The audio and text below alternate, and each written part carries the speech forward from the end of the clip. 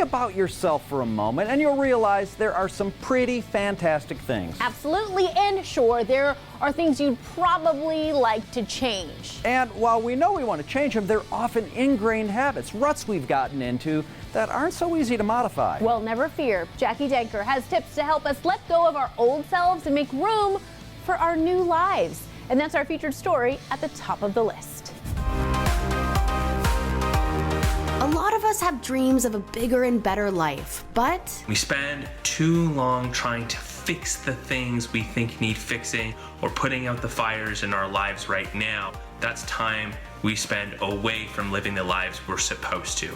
So how do we step into your new way of being? Well, award-winning executive coach Mitchell Creasy is letting us in on how, starting with getting clear on the new you. Often we think, well, I have to fix this thing before I move on to the new me. Like, I have to lose 10 pounds before I start dating. Or I have to finish this project up before I ask for a raise. But really, we don't move on to the new us until we're comfortable with the new us. So you want to ask yourself, how much bigger does the new you think? How much different do they show up to work? How much more joy, how much more freedom, how much more presence does the new you operate from? Once you start thinking and acting like the new you, Mitchell says you then have a roadmap. When you have the blueprint within you, it is so much easier to build the house, not only in a more timely manner, but a lot more efficiently.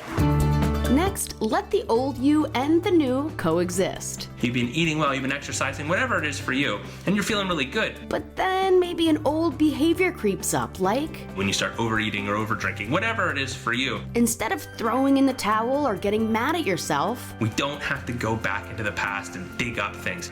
We just get to laugh at ourselves and keep moving forward. If anything, the old behavior emerging is just showing that the new behavior, your new way of being, is taking a strong hold.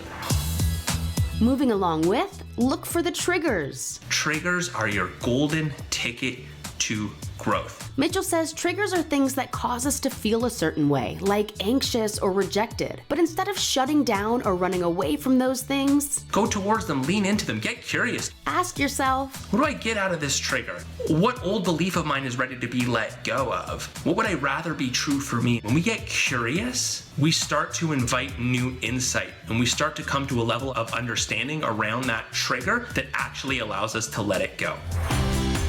Finally, no matter what, you are still you. All of the accomplishments you've had up until this point, that was you.